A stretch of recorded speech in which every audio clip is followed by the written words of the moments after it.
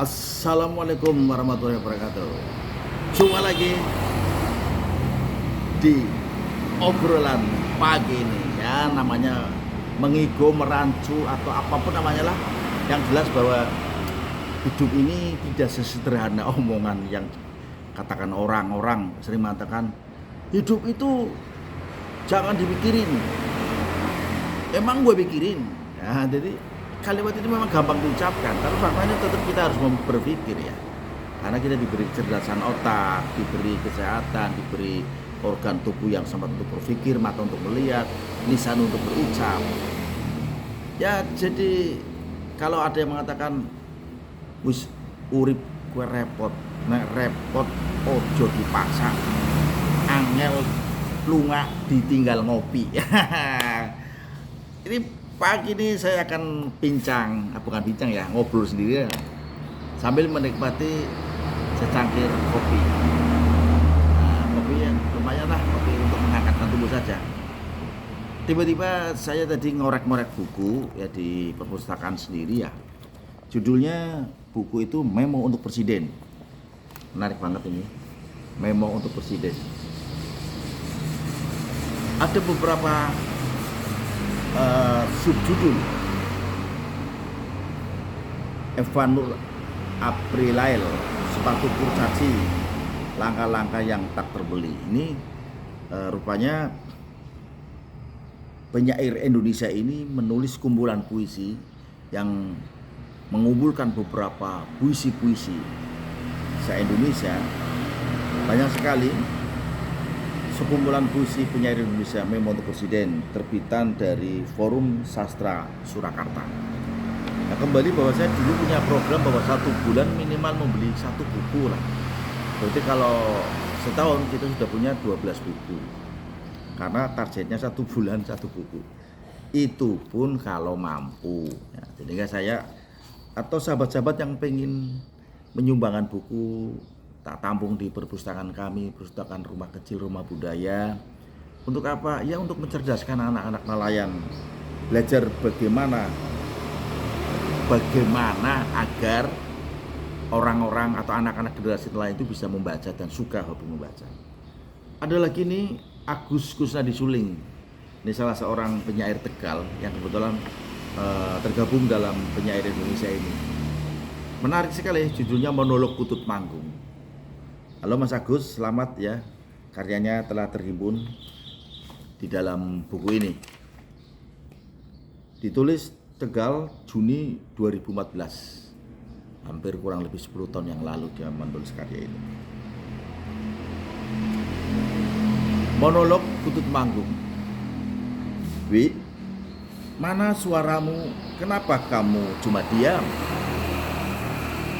Saya tahu kamu manggung hanya saat matahari terbit. Kata Simbah, kalau burung perkutut manggung hanya saat matahari terbit. Itu tandanya kamu bisa membuat berkah, keselamatan buat yang memelihara. Ya, saya ini. Ya, sudah. Kalau kamu tidak mau manggung, biar saya saja yang manggung. Saya mau cerita. Simbah pernah cerita. Simbah beli kamu itu sejak kamu masih anak burung. Dari tukang kayu sekarang jadi juragan maipol. Simbah beli kamu tidak sembarangan. Simbah lihat paruh dan kaki kamu yang berwarna putih. Kata Simbah, kamu bisa membawa hoki. Apa yang diinginkan pemiliknya bisa jadi kenyataan. Makanya Simbah memberi nama kamu Kusuma Wicitra. Jadi rupanya penulis ini membeli burung perkutut diberi nama Kusuma Wicitra. Saya panggil kamu Wi, biar mudah diingat. Simbah juga pernah cerita, kamu adalah perkutut tengah malam. Itu suaranya persis kayak itu. Ulangi. Simbah juga pernah cerita, kamu adalah perkutut Tangguh Mataram. Jadi kamu itu masih punya keturunan Perkutut Mataram. Peliharaannya Raja Mataram. Kata Simbah, kamu pernah menang lomba perkutut Piala Wali Kota Solo dan Piala Gubernur DKI. Luar biasa. Makanya saya kepingin kamu ikut pada lomba perkutut Piala Presiden RI tanggal 9 Juli 2014. Kamu tidak usah takut, walaupun badan kamu kecil dibandingkan perkutut Bangkok yang badannya lebih besar. Saya yakin, suara kamu bakal mengalahkan perkutut Bangkok, sebab suaramu bagus sekali. Perkutut Bangkok itu cuma badannya saja yang besar, tapi suaranya tidak bisa jadi jaminan. Kamu harus yakin menang. Jangan khawatir, jangan khawatir. Istriku sudah membuatkan ramuan mujarab biar suaramu bagus. Ya, istriku sudah membuat ramuan mujarab. Biar apa? Biar suaramu bagus. Istriku sudah mipis ramuan dari kembang pala sabrang 14 biji, bawang merah 3 biji, cengkeh 3 biji. Itu resep ramuan Simbah, biar suaramu tambah bagus saat manggung nanti. Kurketakuku, kurketaku, kurketakuku. Saya yakin, suaramu bisa kung 1, kung 2, atau kung 3. Kamu tinggal bersuara kung berapa yang kamu senang. Asal jangan kung 4 atau kung 5. Itu saran saya.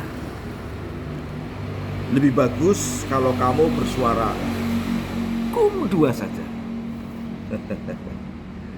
Sebab kata Simbah, kung 2 itu simbol kedudukan, biar kamu dapat kedudukan. Kata Simbah, menurut hitungan Jawa, 1 adalah Sri, pangan, 2 adalah Lungguh, Sri Lungguh, kedudukan. Ya, hitungan kedua Lungguh, kedudukan. 3 adalah dunia atau harta benda. 4 adalah lara, jatuh sakit nanti. Dan 5 adalah mati, kematian. Sri, Lungguh, dunia, lara, mati. Itulah perhitungan Jawa. Kamu tahu kan, Jadi kamu tidak usah takut. Kamu harus yakin seperti saya. Saya yakin kamu bisa manggung nanti. Apalagi kalau kamu manggung bagus dan menang, dapat piala presiden. Nah, itu suara kung burung saya. Kamu bisa memakmurkan semuanya. Saya, istri saya, dan anak-anak saya. Paham kan, Wi? Nah, kamu menganggung, artinya kamu siap manggung. Kalau siap manggung, kamu sekeluarga pasti dukung kamu. Kalau siap manggung, semua keluarga pasti dukung kamu, Wi. Jadi sukarelawan. Istriku siap jual gelang kalung miliknya. Aku siap jual sepeda ontel peninggalan Simbah. Anak-anakku siap jalan tidak jajan. Semua itu buat biaya kamu ikut lomba perkutut Piala Presiden RI. Ya sudah, kamu tenang-tenang saja ya, Wi. Di atas, jangan hiraukan suara perkutut tetangga. Ditulis bulan Juni 2014. Ini sangat luar biasa, menarik sekali. Ternyata sahabat saya Agus Kusnadi Suling ini menulis dan tulisannya masuk di dalam kategori penyair Indonesia. Memo untuk Presiden, luar biasa. Sahabat, buku ini kuratornya Sosiawan Leak, penyuntingnya Sosiawan Lewak dan Rini Tri Puspo Rahadi. Desain cover Ahmad, desain isi Roniasa, cetakan Oktober 2014. Koordinatornya adalah Sosiawan Lewat, Sosiawan Leak. Salam satu hati batu. Monggo sahabat-sahabat, barangkali Anda punya buku-buku yang sudah tidak berlaku, buku-buku sastra, buku-buku agama, kami siap menampung dan kami siap menerima kumpulan buku-buku dari berbagai perpustakaan. Agar apa? Anak-anak generasi muda kita, anak-anak nelayan kita di pinggiran Pati Pesisir Muarraja bisa ikut membaca. Berikutnya saya masih memegang buku setebal ini, luar biasa, bayang. Belum khatam, tapi minimal saya suka. Yang pernah kemarin saya sebutkan, judulnya menarik banget, Di Bawah Bendera Revolusi. Ya, Di Bawah Bendera Revolusi. Bayangkan tahun itu Bung Karno bisa menulis buku setebal ini, sangat luar biasa sekali sama. Dan generasi kita untuk belajar menulis dan membaca itu sangat susah, dan mengajak mereka untuk mencoba belajar membaca tuntas pun susah. Biasakanlah belajar membaca tuntas. Dengan membaca tuntas maka akan tahu apa yang dimaksud dalam isi bacaan itu. Saya contohkan, ada salah seorang siswa karena tidak bisa membaca tuntas. Siswa ini dalam pelatihan mengikuti pendidikan secapa reguler. Jadi dari Tamtama, Bintara, kemudian sekolah mengikuti menjadi perwira di salah satu institusi negara. Pada saat pelatihan dan di ruang kelas ada satu perintah. Perintahnya begini, kurang lebih. Kerjakan apa yang kamu bisa. Pertanyaan yang pertama, lepas topimu, lempar ke depan. Wah, semua peserta dengan sigap melempar ke depan. Dan pertanyaan kedua, lepas bajumu, lalu lempar ke depan. Semuanya dilepas, baju dilepas.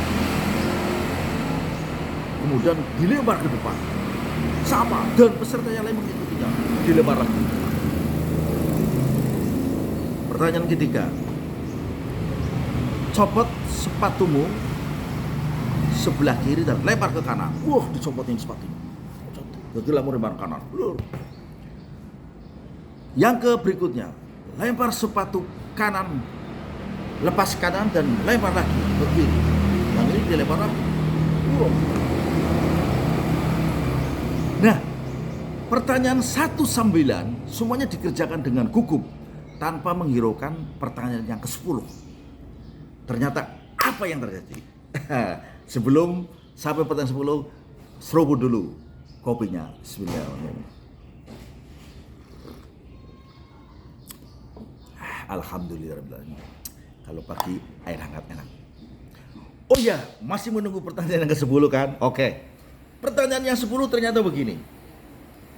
Pertanyaan yang ke-10 berbunyi, pertanyaan nomor 1-9 jangan kau kerjakan.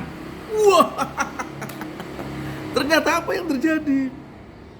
Mereka salah semua. Hanya lari berebut ke atas mengambil lagi, pakai kaos lagi, pakai baju lagi, pakai topi lagi, pakai sepatu lagi. Semuanya berlarian. Ya, itu artinya bahwa biasakan membaca dengan tuntas. Jangan di tengah jalan kemudian saking semangatnya dikerjakan ternyata pekerjaan itu sia-sia dan salah. Oke sahabat, saya ulangi lagi, biasakan membaca tuntas.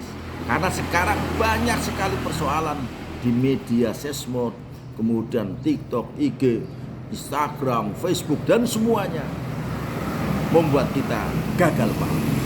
Ini para siswa ini yang calon perwira ini itu panik berebut sepatunya, berebut bajunya, berebut topinya.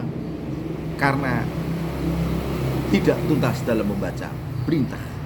Padahal perintah itu 1-9 jangan kau kerjakan. Itu kalimat berbunyi yang nomor 10. Begitu sahabat. Sekarang banyak medsos berita yang hanya sepenggal.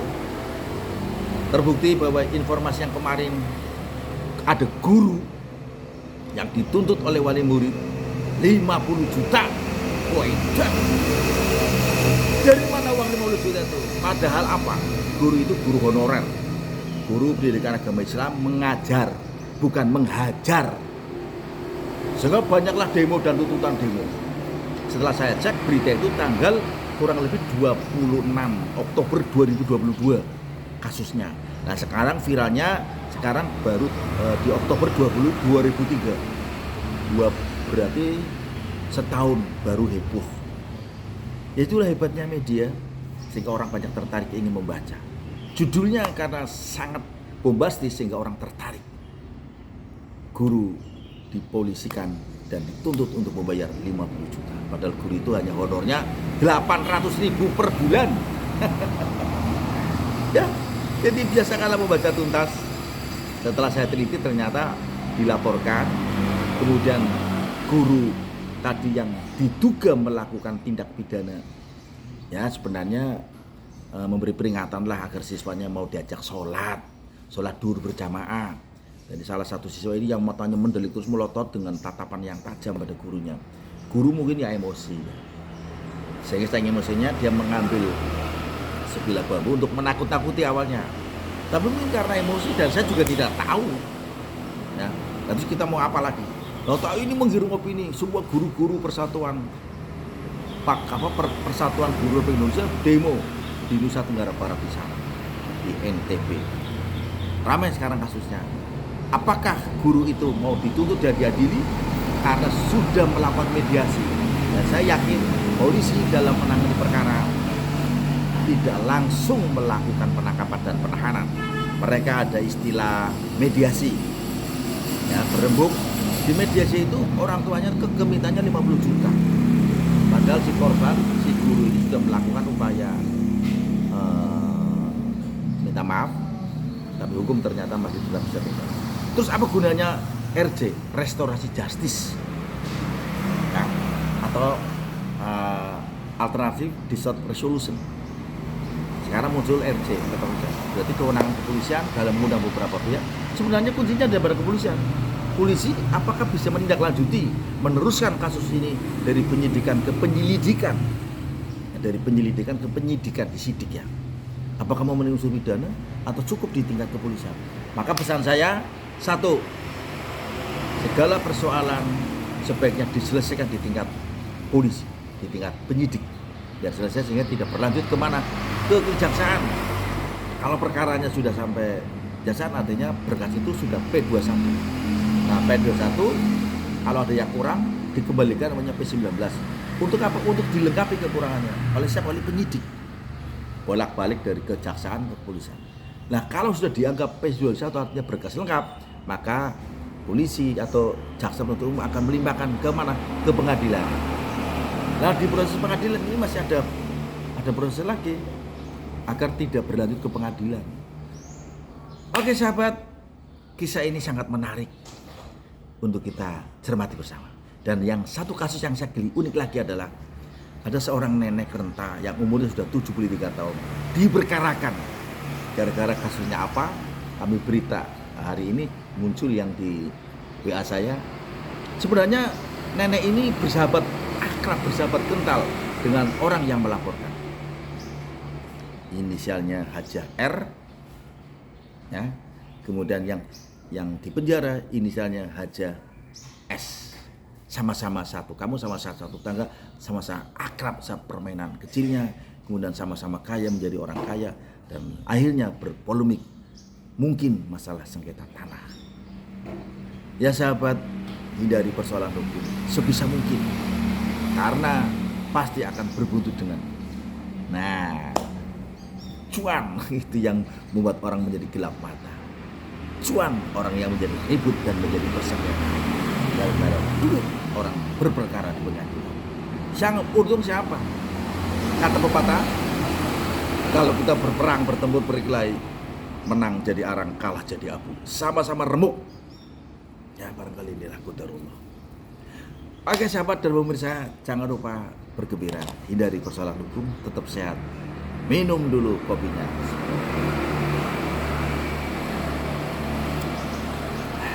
Alhamdulillahirrahmanirrahim. Mangan orang mangan kudu mangan, yen orang mangan ngelih. berlibrian. Yang tokna duit jangan sakit karena sakit menyakitkan. Assalamualaikum warahmatullahi wabarakatuh.